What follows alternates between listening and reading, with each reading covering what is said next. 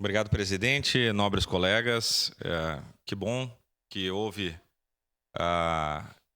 esse entendimento entre os vereadores e esse vereador aqui tem um compromisso com a verdade e um compromisso com o respeito mútuo entre os colegas, e a gente roga que o nível dos debates aqui na Câmara, por mais acirrados que sejam, por mais divergências que se tenham a temas, que a gente se atenha aos temas e não as pessoas, enfim, agredindo a moral ou a imagem das pessoas, dos vereadores.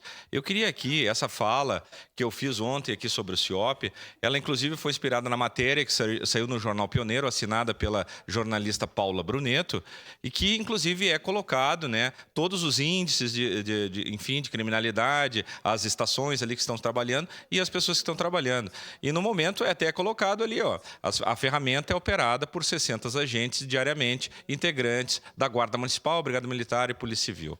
Isso não quer dizer que as 60 pessoas estejam no mesmo turno, no mesmo local. Eu queria que passasse o áudio do delegado Paulo, por favor.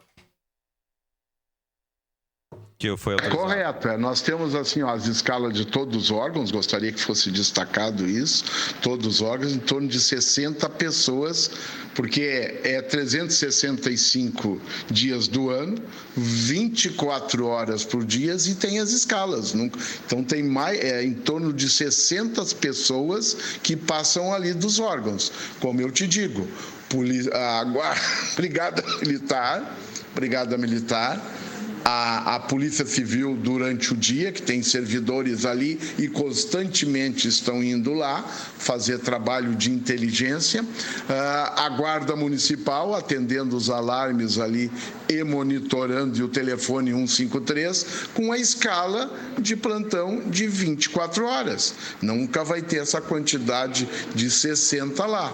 E se saíram para não gravar, certamente estavam essas pessoas lá, que pode ser constatado que o 190 é 24 horas também, o despacho de ocorrência é 24 horas dentro da escala, e o monitoramento também.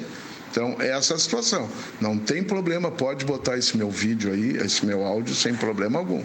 E estamos cada vez mais tentando ampliar, fazer o melhor. Os órgãos de segurança estão todos lá dentro.